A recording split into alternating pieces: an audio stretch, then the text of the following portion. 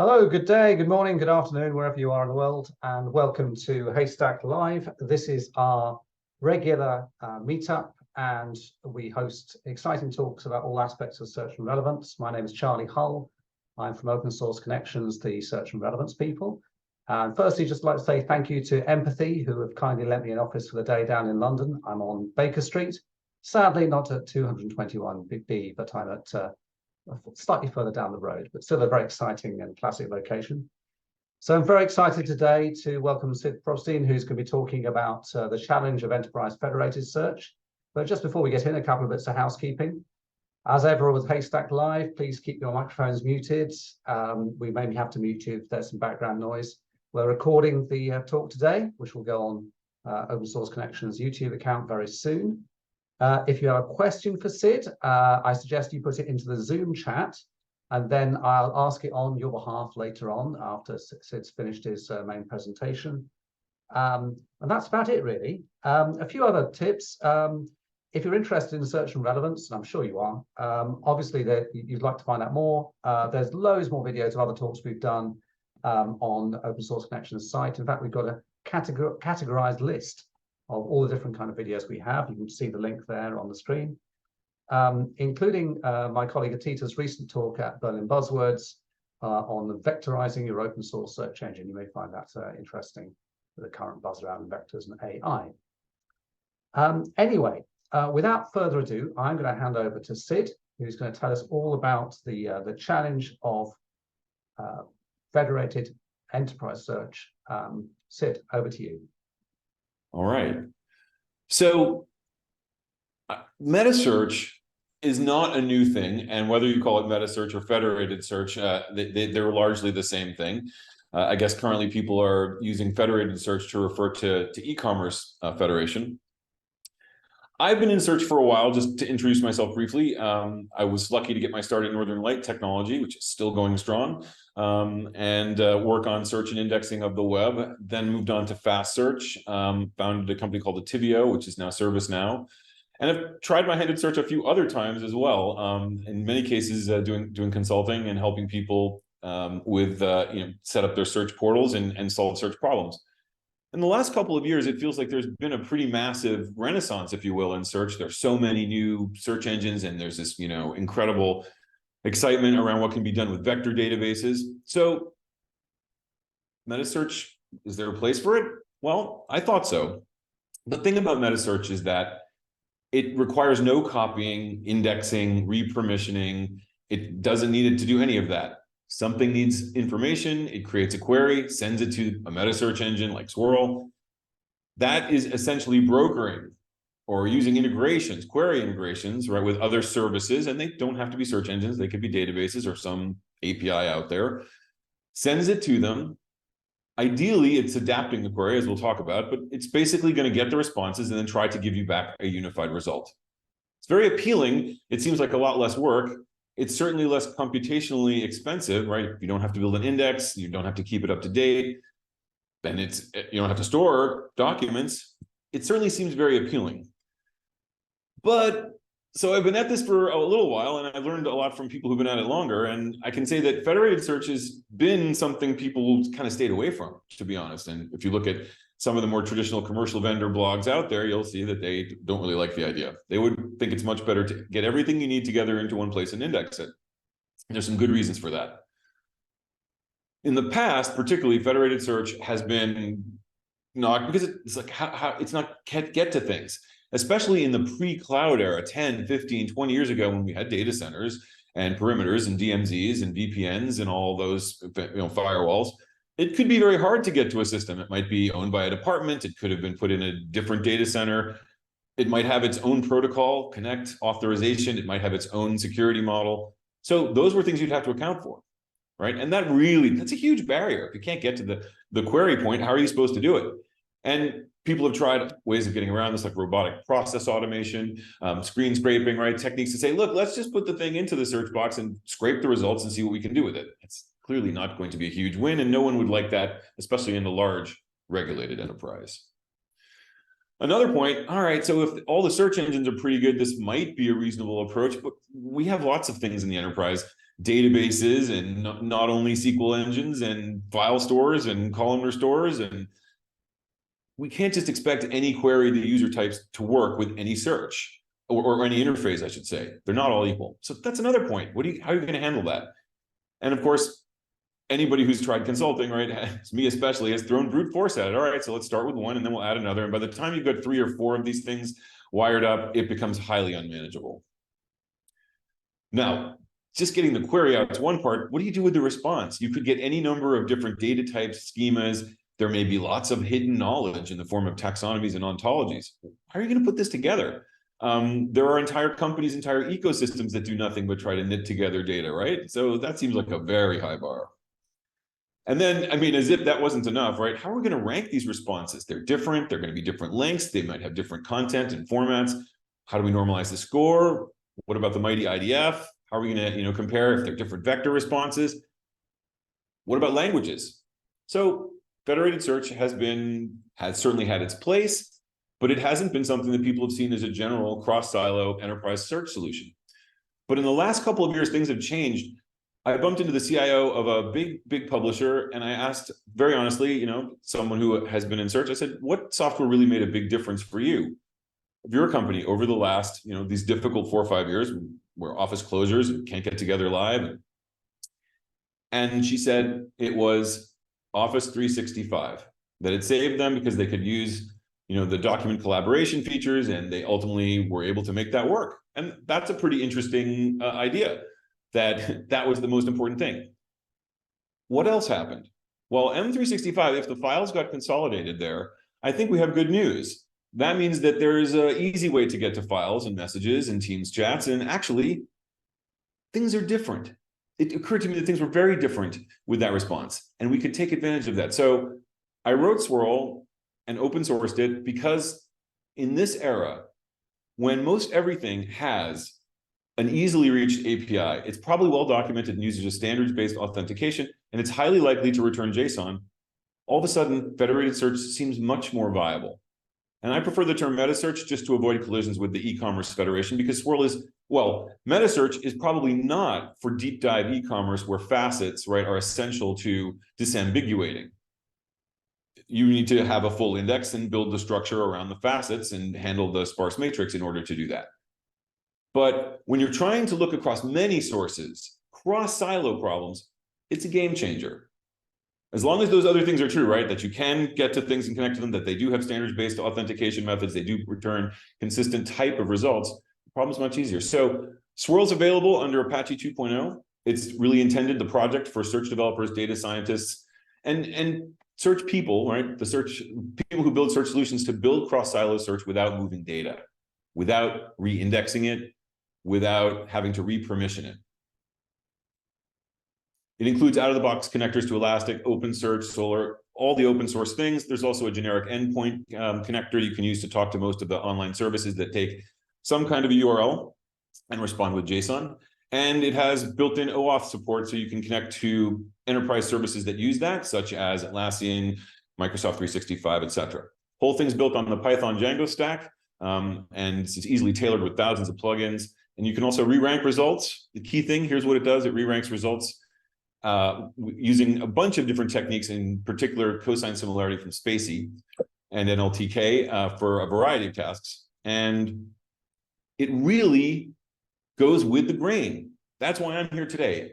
The discovery of building this and starting to put it in place for a few people who are interested in the problems that it solves. It integrates with search APIs. It doesn't copy or re-permission anything. We've focused a lot on the things that make metasearch work or not work, right? Some of the later problems or challenges with federated search.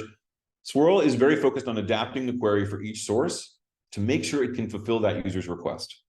And then large language models to re-rank the results. I mean, this is the entire point of the large language model. It is a reference across really vast numbers of languages and types of language. Depends on how big your large model is, but the idea is that it really does have the ability to contextualize data in the same language. Absolutely. Multiple languages, it's still good at comparing them. And it handles an incredible range of data types, as you'll see. maybe the most important thing, if you've done a bunch of projects trying to knit together a few different search engines, a couple of elastics or open searches or whatever, it's a little bit difficult. It's not so hard to get the data fed and to merge the schemas. It gets down to, well, keeping them in sync, managing and merging the entitlements. Those are the hard parts. So Swirl has most of the stuff, I think, that makes it easy to deploy. You can get it running with Docker in about 2 commands. And it includes the following, as I mentioned, and I'll show you in some detail because I don't want to turn this into a slideware discussion. No code query integration. If you have to write code, well, you might as well start with brute force. It's a framework. That's the key. The built-in OAuth 2 support, as mentioned. Result processing pipelines that are totally configurable for pre-query and also post-result processing. So you can actually process a query before it ever gets to the is sent out to the other search engines or sources. You can also process the results as they're all landed in data. Swirl does land the user's queries and responses in a storage backend. You can configure it. It comes with SQLite. Postgres is also very easy to add. It does include query parsing and adaptation, as mentioned. Stop words and stemming, which we get from NLTK. Cosine similarity is mentioned from Spacey. Configurable hit highlighting, because after all, if you can't see what the results are and the evidence of your search, why would you necessarily look at it? It does include duplicate detection, a subscribe mode to update results on a regular basis, and even an expiration service, so the search and results that are stored can disappear even just after one retrieval if you desire. And the benefits, honestly, as a consultant, it just means you don't have to build a schema, you don't have to sync up indexing, there's no extraction, there's no building of a sort of finished, permissioning scheme. You can quickly add sources, and I'm going to show you our UI. You don't have to use it. The whole point of Swirl is add new sources quickly to existing search interfaces with familiar JSON output and build, finally, the one search box that the users have always wanted. And frankly, it's not just users, data scientists have these same problems. It can take a lot of effort to find content that's about something so they can extract and label it. So it's not just end users. Everybody has to solve cross-silo search problems just to get their jobs done. Okay, so enough of that. Let's take a quick look.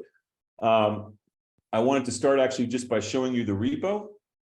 So there's a lot of stuff here in addition to the traditional badges. We do run automated builds. Docker, as mentioned, is fully configured. You can run Swirl in a Docker with 2 lines right here. I also want to mention there's all kinds of detailed information about how to get support and the different features. And there's a wiki full of documentation, including a little bit of background, how to get started very quickly, a detailed user guide, and also admin and M365 guides, plus developer and developer references. So there's just everything you need to get started.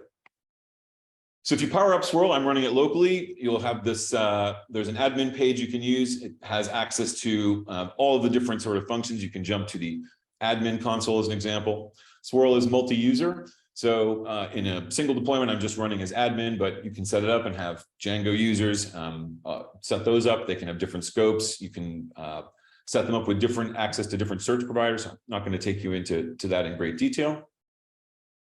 And here actually is the our user interface, which we call Galaxy. So it'll be under the Galaxy URL right there. Here I have my user profile screen, and here I've already connected to Microsoft M365, so I'll be able to search all the stuff that I'm authorized to see. I'm going to start with my favorite search, Enterprise Metasearch. Now, one thing about Metasearch is that it is not the 50 millisecond Google experience. It's going to take 4 to 5 seconds typically to get a result set. And that's because primarily it takes a second or two to get each result and then to sort them all out. Here we have about 35 results. It took 4 seconds to get back in rank. I'm going to just blow this up a little bit so it's not such an eye chart. You have very much the traditional source facet here, which summarizes the results from each one. If I want to focus, say, on my email, I can very quickly click and focus in, or maybe I'm interested in my OneDrive files. You'll see the hit highlighting right in the, inside file names or inside either the title or body. These are linked, by the way, so I can easily launch that application if I wish. I'll go ahead and allow that download on SharePoint. Okay, so it just downloaded it for me. I can also click right through again to any kind of, again, anything else that's out there, I can click right through to it. Now, here's the thing I want to mention. When it comes to relevancy ranking, and I'm viewing results as relevancy, the large model that we use from Spacey in particular, it really favors aboutness. And in English, for certain types of searches, right, especially noun phrases, but many others, a sentence is about something very much that it begins with, meaning when it hits at the beginning of a sentence, it's much more likely that the sentence is about that thing. And you'll see that the LLM prefers those kinds of results. Early on, a nice hit on enterprise metasearch as early on as possible. And as the results begin to move to the right, we're further down in the results list. Because now we're talking a little bit about it, but maybe it's a data sheet, or here it's about strategy. Here's a mention of a blog post, some chats in email with an analyst. It's much less about enterprise metasearch. And that's what we want from a meta search engine. Find me the best quickly. Now, another thing that's great is we don't have to just follow the relevancy order. We can keep things in relevancy order and showcase the top result from each source, giving you a cross section basically of what's best. This way we can quickly say, oh, maybe I should really focus on, some of the public information, or maybe I should focus on, my OneDrive files. And this is a way you can quickly navigate. It's all designed to save you time. Instead of going to 5 tabs and searching, you're going to 1 tab and searching. Now, I mentioned query adaptation. Let's do another query for electric vehicle, company Tesla. Now here, the company colon in this case is actually a tag. It's saying that Tesla is a company. When we set up search providers in Swirl, as I'll show you in a second, the search provider can be tagged as well. You can say this search or source or search provider, they're the same thing, we use them interchangeably, knows about companies. So when Swirl sees this, the adaptive query processor, which is included, will rewrite the query for things that are about companies. It will give it only this part of the query, meaning the company name. If it's a regular search engine like Google, which will of course do wonderful things with this, it will pass it the full query. So I've gone ahead and run the search, and here we can see results from a variety of sources. If I go right down here to number 4 is this is a result from Tesla. It's from this is from Google BigQuery. It's a set of funding results, and the database record really has all kinds of information about the series, the raise, what time it was, how big they are. And so that's been included and ranked amongst the result sets here. And that's one of the most important features. You can make sense of a query and pass it off to something like a company database. You can also use this tag to drive the total search. So if I want to search news, for example, for ChatGPT and its impact on consulting, I can focus my search that way. This will limit the search to just news sources. And so here I'll be able to look through a bunch of interesting information, like some different things from NL Research, by the way, Northern Lights still going strong. And we'll see stuff about, again, a bunch of Google articles that have brought in as well. And if you, another thing I like to do often is look for what's a search that I would do to save time. So previously we did a webinar and we had the folks from Quirky come, and we talked about our Quirky integration. If you're not familiar with Quirky, it's an awesome rewriter that is used heavily in e-commerce, particularly with Solar, Elastic, and OpenSearch. So we have a Quirky integration. Swirl actually will listen to Quirky rewrites and honor them, and also feature the highlight the alternate terms that the query was rewritten to. So here I can see, write some of the correspondence, and of course a link to Quirky and the background on our search.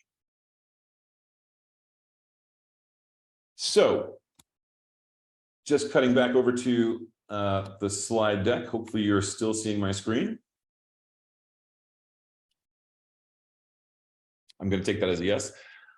So what can you use Metasearch for? Again, I want to be clear, it's not designed for every use case. It's not going to be effective for e-commerce when you need to use, for example, faceted browsing. It could be an interesting way to look across catalogs by letting people add terms and using tags, for example, but that's not really what we've been exploring. For the most part, people are using Swirl to build one search box to rule them all, right? The sort of browser tab killer. And in particular, one user now is looking at these sources, right? They are combining Microsoft content with Atlassian, Miro drawings, a bunch of tables in BigQuery, and then they have a slew of Solr and Elastic implementations, or all different versions, frankly, but they mostly support the same, right, query endpoints and query DTD. So Swirl is putting those together, and they're saving a huge amount of time. Another is a tech org that's building a developer support portal. Rather than trying to put all the data in one place, they're just federating or meta searching between Atlassian and UTrack. Also, we just added github.com support, and they, of course, have a bunch of open search indices as well. But you don't have to just build the search box to rule them all. Another thing you can do with Swirl is monitoring. Monitoring, event detection, and notification is very effective for meta search generally as a use case. And here I'll tell you a little bit about Orbit MI. Orbit MI is a maritime intelligence company, and they provide fleet managers with a beautiful UI that shows all of their fleet, where the vessels are in real time, all kinds of performance metrics, such as the speed it's going at, its estimated time to port. It's all about alerting, because as you can see from that net daily dollar amount right in the middle, this is about making sure that all of the voyages are profitable, that cargoes are delivered on time without delay. But there's one thing you would not be able to tell from this console. It's that if a vessel was perhaps ran aground, or was seized by a foreign country, or was attacked by pirates, or hit an obstruction, any kind of news story, you'd have to find out from CNN. But today, Orbit is using Swirl to monitor maritime sources for mentions that are timely and include a tanker in a list, for example, or a port that's in a list, or a route. And it then masters JSON and delivers it directly to Orbit MI's data lake so that they can turn it into product. And they're responsible for producing all kinds of interesting alerts, whether that's on the mobile phone or in the web app. They're also looking at building feeds that people can consume. Because many folks use Orbit to actually build their own intelligence applications using the rich data that you can get. Folks have asked me a little bit about commercial support. So there is Swirl Corporation. I'm happy to say that we are here to help with Swirl. If you're interested in anything commercial, please contact us there. I'll just mention we do have a small team. Many of us have been lucky to work in search before and are having a great time learning what we have to do next. I did want to mention briefly some of the architectural elements of Swirl. I'm not going to go through a long slide deck here, but I wanted to hit a couple of highlights. First, architecturally, the product is built on Django, Celery, Rabbits. Again, very familiar. We use Celery tasks to do the actual federation or meta searching asynchronously. And we have a bunch of the usual suspects, right? Some of the best open source out there for natural language and other related capabilities.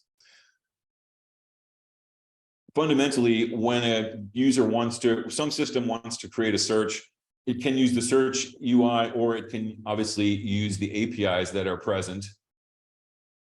Those APIs allow you to not only create search providers and edit them programmatically, but also to run searches and retrieve results. You can retrieve results in raw format or in a mixed format where they've been relevancy ranked, date ranked, etc., as I'll show you in just a second. As I mentioned, Swirl stores all of the data in a database.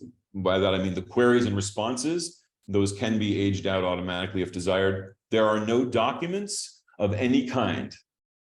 There is no place to put them. It does not have indexing, and so it does not ever have its own store of stuff that you can search.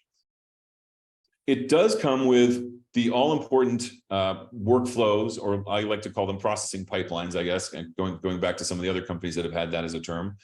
There are actually 4 different ones.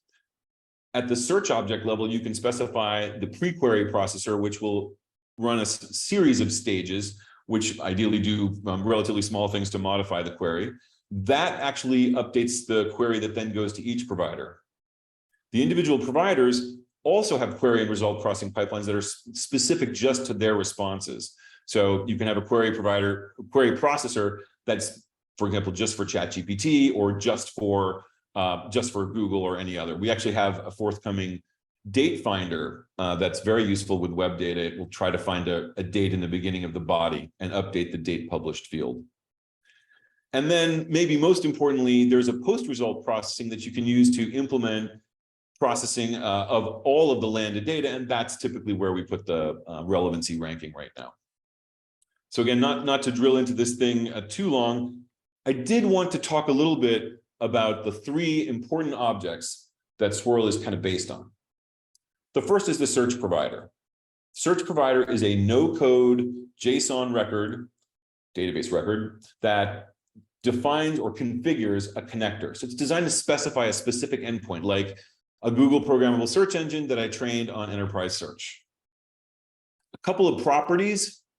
First, the objects have ownership, as I mentioned. And in this case, since I've set it up sort of in a default multi-user mode, the admins, search providers are shared by all the users. You can have search providers that are available to individual users if you wish. Now, I mentioned also, I showed earlier the use of the company tag to modify the search and cause Swirl to direct part of the query to a specific search engine. You actually have three parameters to control sources. One is, are they active or not? So you can have definitions that are not active, right? If the search is down or you don't want to use it for some reason, you can make it active false. Search providers can also be default or not. If they're not default, you have to call them out using a tag. Otherwise, it won't be searched. But all of the default search engines otherwise are searched for every search you don't specify. I hope that makes sense. Then there's also a set of tags. So this basically labels what this search engine knows something about. Now, there's a bit more to it. I really, again, don't want to turn this into an eye chart, but this is what you would expect to see when you're setting up a connection with Swirl. You specify a connector, and again, there's request get and a whole lot of others. There's post, and there's a bunch of them for databases, all kinds of systems, M365 included. But for request get, you're going to obviously pass it a URL, and then a query template has to be constructed. It's easy to abstract away some of those parts, and those are going to be pulled in from things like the query mappings, which we'll look at in a second. But you're going to see a very different setup for a search provider like BigQuery. Here, we're going to see the query template is, of course, a SQL statement. But again, we're going to pass in certain parameters like the field, the query string, and those things will get plugged in at the time of the moment of search, as it were. I mentioned the query processing pipelines. Here, we're specifying just the adaptive query processor for this search provider, I should say. And there's a bunch of query mappings. If you're familiar with Google PSC, the CX parameter is the code for your specific programmable search engine. So that's here. The rest is specifying the capabilities that the search engine has. Google PSC supports not only through minus on a term. It doesn't allow you to use the not operator. So actually, Swirl will rewrite that query. We'll rewrite it to, if you say Elon Musk, not Twitter, it will rewrite it to Elon Musk minus Twitter, just for those providers. And we can continue. You'll see the same pattern applied. How do we process the response mappings? JSON paths. So the number found in a given search engine's response is this JSON path search information total results. The number retrieved is right there. The number of results is actually the items JSON path. We further then map the field names that we get from the response to the canonical, if you will, Swirl name. So for example, Google calls it link, we call it URL, they call it snippet. Actually, there are many choices for snippets. We chose the non-HTML one. We map that to body and etc. You'll see that display link is mapped to author. There's also the notion of a payload. Let's take a quick look at that.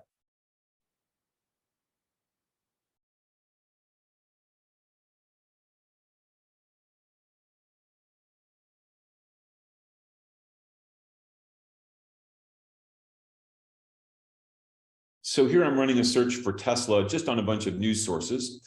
And what we're going to see is that Google provides a bunch of different metadata items that we've mapped into the payload, but we get different ones from, say, NL Research.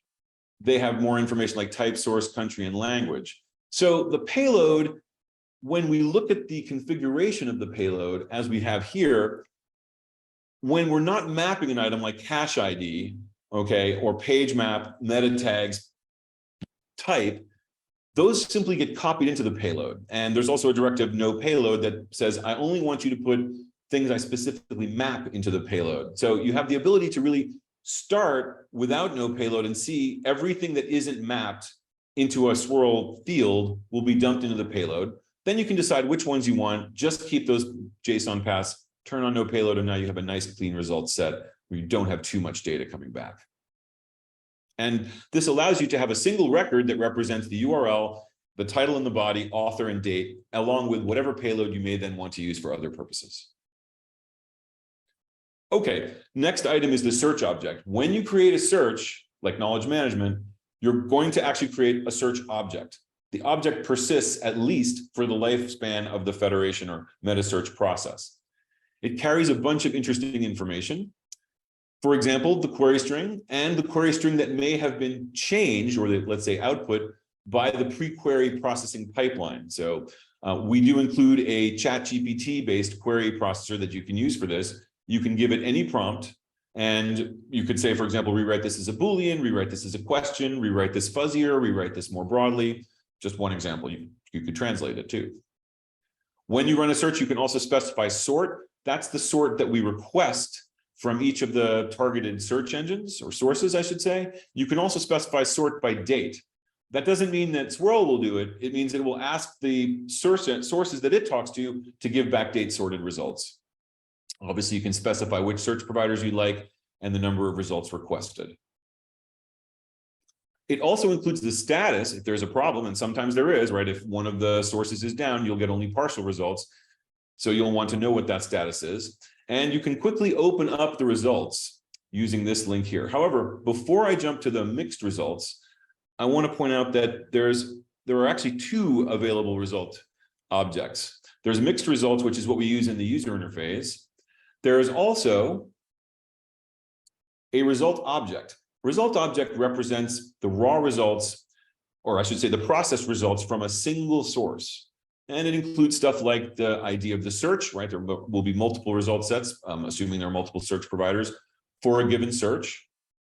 It has lots of data about what was sent out, what the status of this result set was, what was retrieved, found, and how long it took. There's also a set of messages with timestamps. As you'll see in a second, each of the interactions is logged carefully so that it's possible to display the log for the total search and see if there were any issues, what providers may have or processors may have altered the search or results, etc. So it's really designed for full auditability. And so here you can see exactly what happened in the time it happened. A lot of different stuff happened. So we ran searches, we mapped results. There was a relevancy result processing or cosine relevancy processing, and then the results were ordered for relevancy. So we can literally see all that stuff here. There's also an info block for each of the sources, again, which summarizes what we got back and what we did to it. And then looking at the mixed results, this is a bit too much of an eye chart. So an individual result item has a lot of interesting metadata on it. So for example, there's a swirl rank and score. We also carry the search provider's name, so for easy display, and the rank that was originally assigned. Along with that, you'll see the traditional Swirl schema, title, body, URL, date published, date retrieved, and author. We're just adding a display as well. And here's the payload. Again, this part will vary. It can vary by search provider and is 100% configurable. Any JSON can be loaded in here. Now, one of the most important things is, can you make sense of why a document was ranked the way it was, or a response, I should say, was ranked the way it was? Every result includes an explain vector. Don't have to display it. You can, in fact, suppress them if you're not interested in looking at them.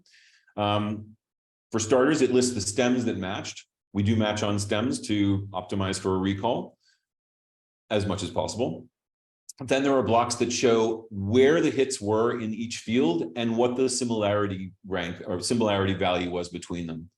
Now, it's important to note, and I'll go into a little bit more detail, we do a bunch of different things in addition to looking at the query against the full response. We also look at the query against the area around the hit. So that's why you'll see these various different, so we scored knowledge management at position 10 and 20 as an example, and we produced somewhat different, but we aggregate these together. We also do some length and query, result length, I should say at the field level, and query length adjustment to make sure that everything can be ranked together. So for example, if we send a one-word query to a database and we send a three-word query to everything else, we're going to account for that later in relevancy. And finally, there's also a full accounting of the hits in case you just want to look at those to do your own highlighting, etc. So people do ask, how does the relevancy work? And I'm happy to explain. For starters, as I just showed, the core score, that swirl score, is really an aggregated similarity between the query and the responses. We also use field weighting. By default, just put a little boost on title. We do account for the source rank. It's actually 1/1 plus the square root of the source rank. I just saw that. That would be a penalty otherwise. So we do give a little weight to source rank if it is, if it's, in the top 3, you get a little bit of a boost. Otherwise, we try not to factor it too much. And I mentioned query length and field length normalization. So what really happens during relevancy ranking, given the response, say, Intelligent Knowledge Management Solutions, which I think is Accenture's, the title of their very highly ranked page on Google. Really, here's what happens. First, dedupe. Dedupe is included. You can dedupe by exact field match, which is cheap, or you can do it by similarity, which is slightly more costly. By default, we just use a URL to handle that. Clean it up, right? So we do parsing, stemming, we tokenize, and clean up both the query and the source response.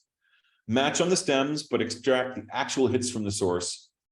Compute the similarity for each one of the matches, and then aggregate them. So knowledge management, which is found at position 1, it's a 0-based index here, has the strong similarity score. And then essentially we're going to turn those all into, we turn every one of the matches into one of those scores, and we aggregate them together. And so if you add them all together, then you'll have that big score of, again, apply the formula, and you can check out the formula. It's in the open source project under Swirl processors relevancy.py.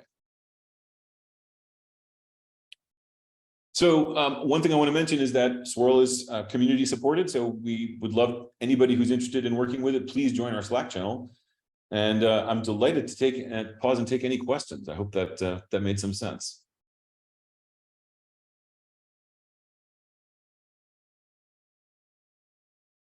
Fantastic. Thank you, Sid. So we don't have any questions in the chat yet. So if you have a question for Sid, could you please just type in the chat? Although actually we're a small bunch now, so you could probably just put your camera on and ask it that way. If I just remove the pin, we should be able to see everyone who's got their camera on. But Sid, I've got a question myself to start you off. Your mic's muted, Sid. Sorry, there we go. Lost window. No worries. So my first question, going back to your relevancy, this is always the challenge with federated search. You're sending a search out to lots of different search engines, all with their own individual idea of what's relevant and what isn't. Running off different systems, it's very hard to compare them. So I like the way you tried to address this with your last few slides there. But just my clarification, you're looking at the title there, but how much of the actual body of the document are you returning as well, and how does that contribute to your comparison of relevancy? We only look at the snippet we get back from the search engine. We look at the whole snippet. That I think you might have seen some truncated titles and things like that. That's just in my dev environment. But we actually that's just a display difference. We do look at the full title and the full body we get back. And it's usually not very long. To be honest with you, right? A Google PSE response is going to be 3 sentences, right? They're really snippets.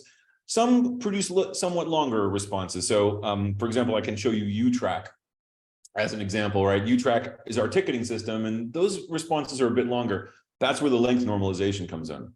But the contextual analysis of it depends on the LLM. So it doesn't matter that the UTrack language and lingo is a bit different than the PSEs. It still ranks together. Okay, but it does depend very much on, if one engine returns a huge snippet, the other engine returns a snippet that's not actually very good because they're highlighting a snippet isn't very good. Doesn't that kind of torpedo your strategy? Well, if it didn't return a highly relevant result, then I think we are saving the user time by giving it poor relevancy. But that's exactly what happens, right? There's a couple things that happen with Metasearch. First, you find what is quickly found, the best stuff, because we will make sure that if they gave us a bad result and it doesn't evidence your query, it's going to get downweighted. We use evidence-based ranking, right? At the end of the day, you should see the thing you look for, ideally in the title and the body, right? And as you move down the result list, you'll see less and less. Absolutely. We will point out, Metasearch in general points out when there's a weak search engine in the system. And there are lots of them, right? In particular, file systems tend to be not so great. OneDrive's not bad, right? But some of the others, pretty questionable. So for those, I have really excellent news. There's a massive renaissance in search. And I think over time, everybody's going to find another way to get a little bit more knowledge for a specific application out of a set of docs. But when the user wants that with everything else, that's when you use Metasearch. Excellent. Excellent. Thank you. Any other questions for Sid? Do just put your mic on, put your camera on, and ask away. They're all being very shy today.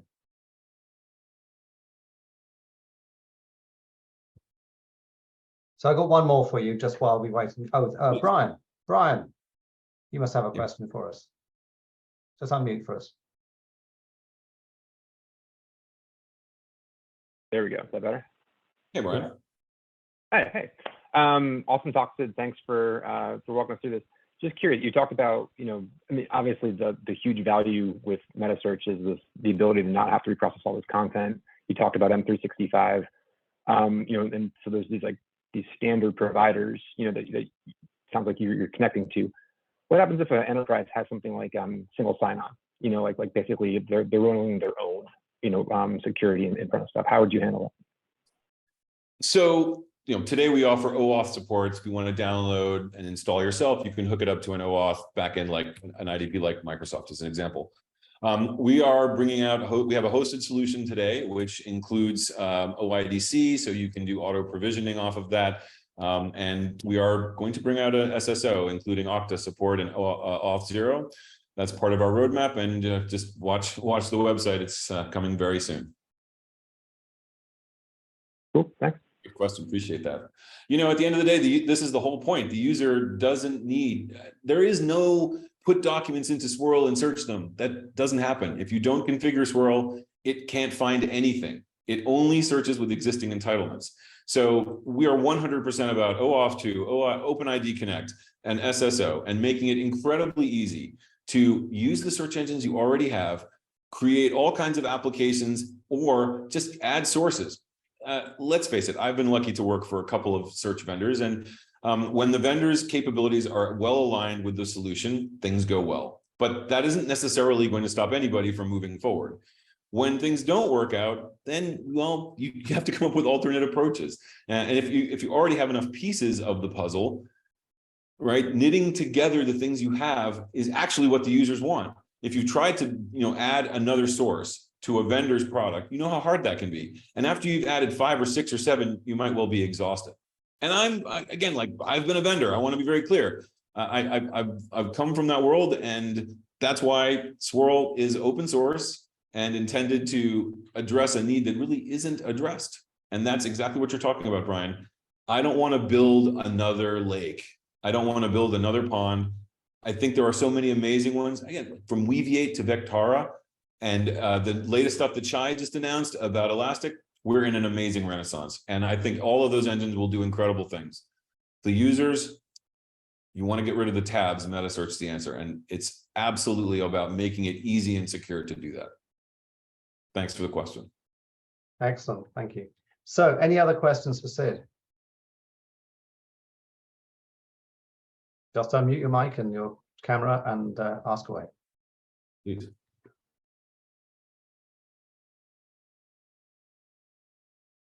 Okay, well, I've got one for you while we wait. So, I mean, yeah, you said you work for vendors, and I know some of your team have worked for big, commercial search engine vendors. I'm interested in what I mean, obviously, coming from where I do, you can see my T-shirt. I'm interested why you ended up going the open source route and what the advantages you see to doing that are. Open source software is eating the world, and you can just check out Joseph Jack's blog. He's one of the, I think, best people who writes about the impact of open source.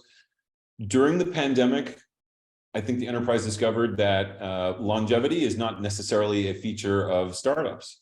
And it can be very hard to establish, a product after you get a few customers to really scale. Many companies don't make it. I don't have to quote people the 9 out of 10 thing, but it's not so much that say the enterprise is really interested in, oh, you're going to go out of business and I'm going to get the source code. They may or may not really want to work with the source code, but what they want to know is they could.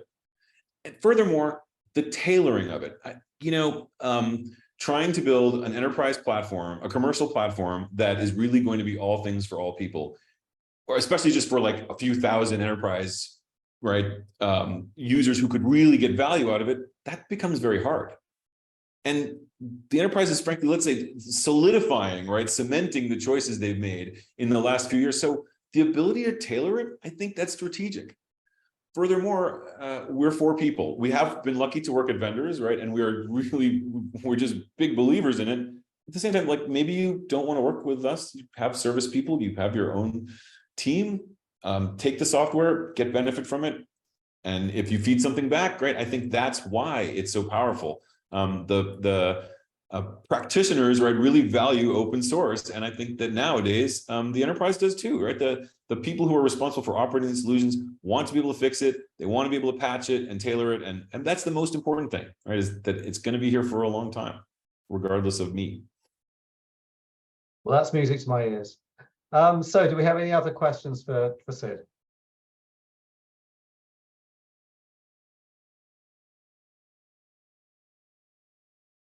Great. Well, sorry, say again. I just want to thank everybody very much for coming. Really appreciate it. That's all right. That's all right. Great. So I think we're going to finish there. Let me just move on to my last slide here.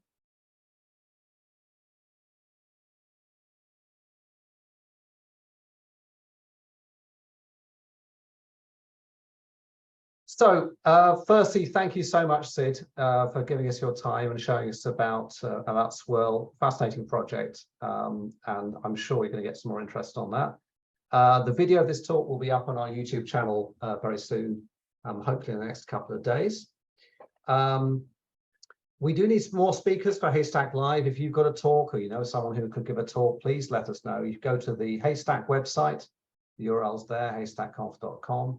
And scroll down to the bottom and you'll see a submit link for Haystack Live.